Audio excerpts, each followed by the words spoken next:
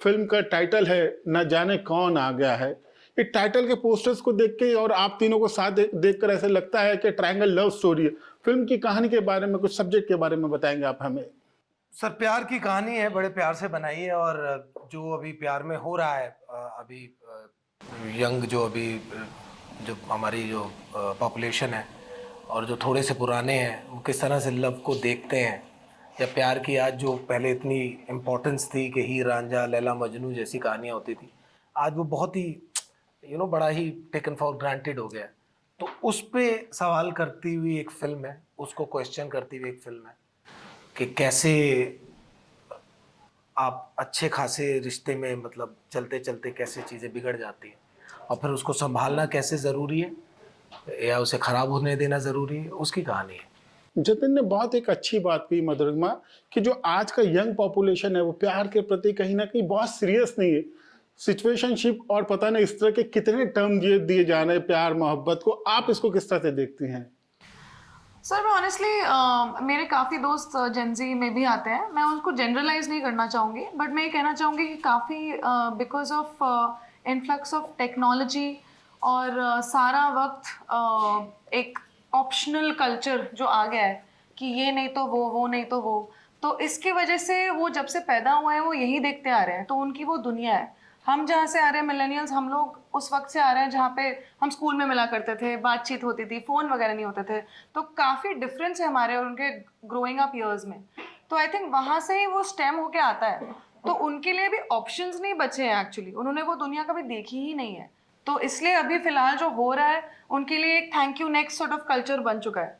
But हाँ, इस film के ज़रिए हम यही कहना चाहते हैं कि उसकी अहमियत को समझें और एक दूसरे को खामियां को परखें और मतलब उस पर वर्क करें, दूसरे पे इल्ज़ाम ना डालें हर चीज़ पे, कॉम्प्लेक्सिटीज़ को समझें। तो यही हमारी कोशिश है कि हम इस मैसेज को इस यूथ और इस जनरेशन को दिखा पाएँ।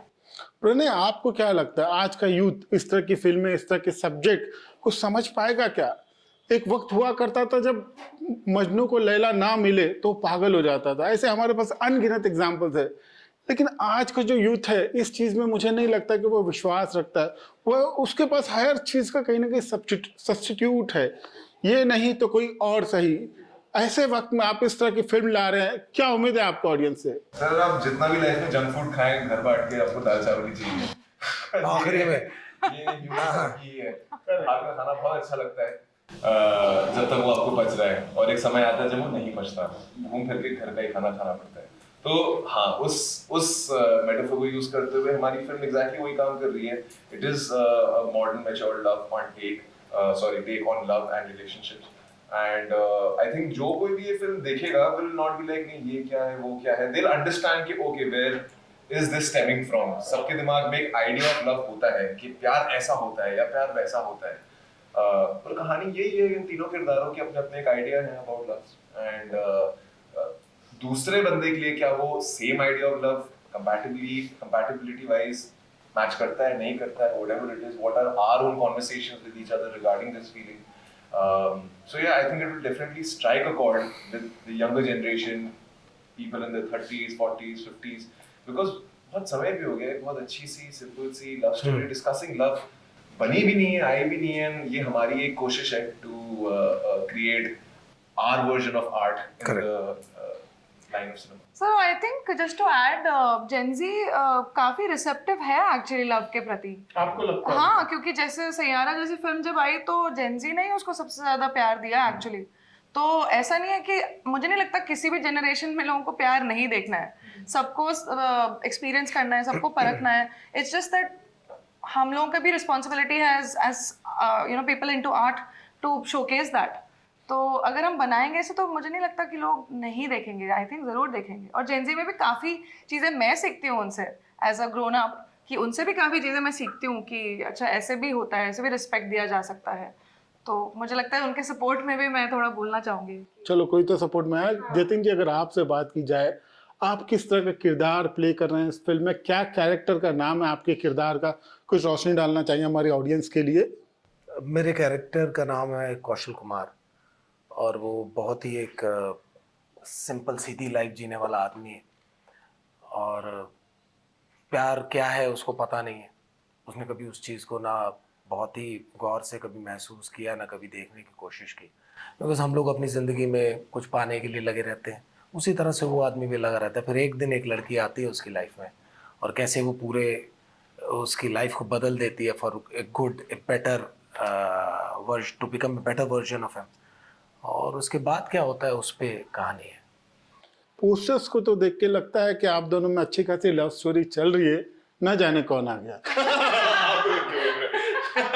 क्या कहना चाहिए मधुरिमा? नहीं, मैं तो सर ये कहना चाहूंगी कि तीनों की जिंदगी में कुछ ना कुछ हो रहा होता है और सब उसको परख रहे होते हैं, और सिंप्लिसिटी से शुरुआत होती है सबकी, और फिर उसी ट्रेजेक्टरी में जा रहा होता है सब। और वो कैसे पता लगेगा कौन आ रहा है कौन जा रहा है, वो तो आप 6 मार्च को ही जान पाएंगे सर। आप बताइए प्रणय, प्यार मोहब्बत हमने सुना है कि त्यागने का नाम है। आप छीनना चाहते हैं प्यार मोहब्बत को या त्यागना चाहते हैं? मैं तो देना चाहता हूँ सर। मतलब दे दिया अपनी हीरोइन को। प्यार मोहब्बत दे तो मतलब मैं देना मैं बिलीव करता हूँ। त्यागना शायद ये हो सकता है कि हाँ, एक सेल्फलेस एक्ट हो के keeping someone you love before you then yourself, that is something I agree with. But otherwise प्यार देना ऐसे ही पड़ता है, ये मेरी मानना है। हर किसी को अपनी जवानी में या उम्र के किसी भी पड़ाव में मोहब्बत हो जाती है। जब आप ये किरदार कर रहे थे तो आपका कोई फ्लैशबैक दिमाग में चल रहा था? कई बार आए सर, लेकिन फिर मैंने उनको कहा बेटा तुम बैठो, ये कहानी तुम्हारी नहीं है, ये कहानी कौशल की है। क्योंकि कौशल की अपनी जर्नी है जहाँ पे कौशल को शायद किसी का प्यार मिला ही नहीं कभी, लेकिन हाँ उसको एक लड़की मिलती है जिसमें वो अपनी एक बहुत अच्छी खूबसूरत ज़िंदगी देखता है। तो जब वो पल आया था तो हाँ कई बार कुछ याद आया, लेकिन उसी को देखा, फिर मैंने किसी और को नहीं देखा। मधुरिमा, आप क्या मानते हैं, प्यार क्या एक बार होता है कि हमेशा होता है? और कहीं ना कहीं हमको प्रैक्टिकल होना पड़ेगा, किसी एक के पीछे अपना सारा जीवन बर्बाद ना करते हुए, पूरी फैमिली को खराब ना करते हुए, सिचुएशन को समझ के मूव ऑन करना ठीक है कि जिससे मोहब्बत की उसको हासिल करके रहना है? आपकी क्या राय है? सर आई थिंक मेरी जितनी जिंदगी यहाँ तक हुई है, मेरा इन्हीं सवाल का भी जवाब मैं भी ढूंढ रही हूँ और हम सभी ढूंढ रहे हैं। एंड एक औरत होते हुए मतलब काफी अलग अलग पड़ावों पे आपको प्यार का मतलब अलग रियलाइज होता है। जब आप छोटे थे तब अलग था, जब आप बड़े हो रहे थे कॉलेज में तब अलग था, फिर आप काम करने लग गए अलग हो गया। अब मैं घर गृहस्थी खुद ही संभालती हूँ सब, तो मेरे लिए प्यार और साथी का डेफिनेशन बहुत अलग है। रिस्पॉन्सिबिलिटी आ जाती है, फिर मेरे माँ बाप के प्रति उनका क्या प्यार है, क्या रिस्पॉन्सिबिलिटी है, तो काफ़ी अहमियत रखती है वो। मतलब वो वर्ड एक लूज वर्ड नहीं है, तो एक रिस्पॉन्सिबिलिटी के साथ आता है। तो आई थिंक डिफरेंट पढ़ावों पे डिफरेंट मीनिंग रहा है मेरे लिए प्यार का मतलब। प्रणय, आपसे जानना चाहेंगे प्यार मोहब्बत इन शब्दों का आपकी डिक्शनरी में क्या मायने हैं? सर मैं तो फंक्शन ही इन्हीं चीज़ों से करता हूँ। एक्टर बनना था because for the love of it.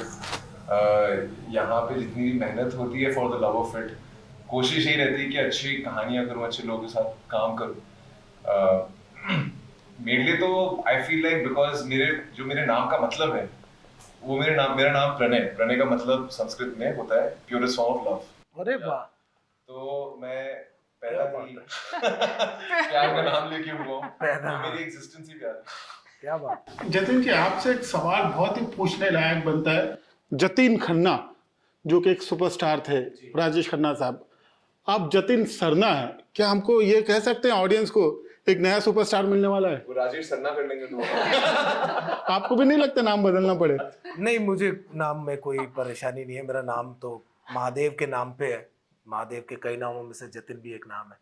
और लेकिन मुझे इस बात की ज़रूर खुशी है कि राजेश खन्ना साहब जो कि फर्स्ट सुपरस्टार थे, उनका दिलीप साहब के बाद और उस तरह से सेलिब्रेट किया गया राजेश खन्ना जी को। उनका नाम था, मेरा भी नाम है, मुझे बहुत अच्छा लगता है।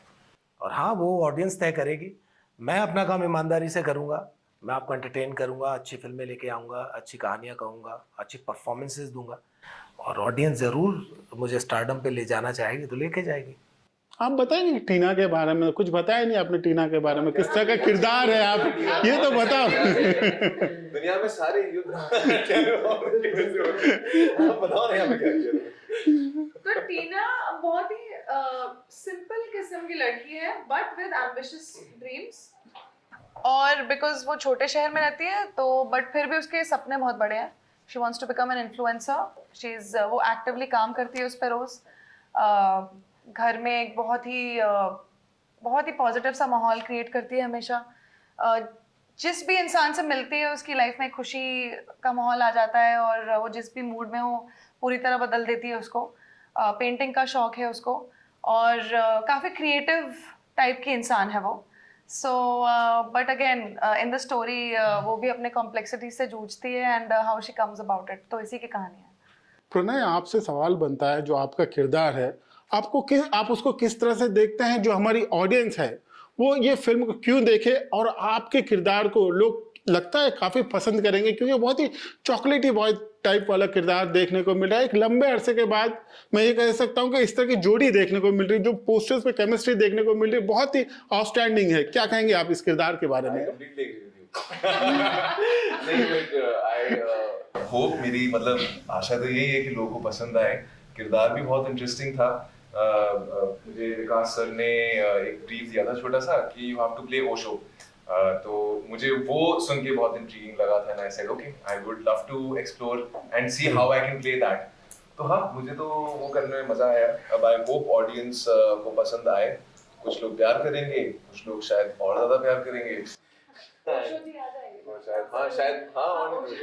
चलते चलते एक आखिरी सवाल जतिन जी से जानना चाहूंगा. सर, आप इन दोनों ने आपके बारे में बहुत तारीफ की. पोस्टर्स में देखते हैं तो काफी सीरियस, काफी मैच्योर लुक लग रहा है आपके किरदार का. तो क्या कहेंगे आप इस पोस्टर के बारे में? खासकर पोस्टर बहुत खूबसूरत है सर. देखिए कितना हैंडसम लड़का है, कमाल का लड़का है. और ये दोनों और भी खूबसूरत है. तो कंप्लीटली पोस्टर तो बड़ा प्यारा बना है. नाराज लग रहे हैं? मैं नाराज हूँ क्योंकि मुझे इन्वॉल्व नहीं किया इन्होंने, इसलिए मैं नाराज हूँ. मैं देख रहा हूँ कि ऐसे भी होता है. तो वो है. लेकिन हाँ सर, अच्छा है. इसमें क्या ही कहा जा सकता है. अगर हमारी जनता को इस सवाल का जवाब चाहिए, ना जाने कौन आ गया, तो कब तक इंतजार करना पड़ेगा? 6 March cinemas near you. 2026 6 March. हाँ जी. Mark your dates, book your shows और देखिए और एंजॉय कीजिए. ना जाने कौन आ गया. हमसे बात करने का बहुत बहुत शुक्रिया आपका. Thank you so much. Thank you so much.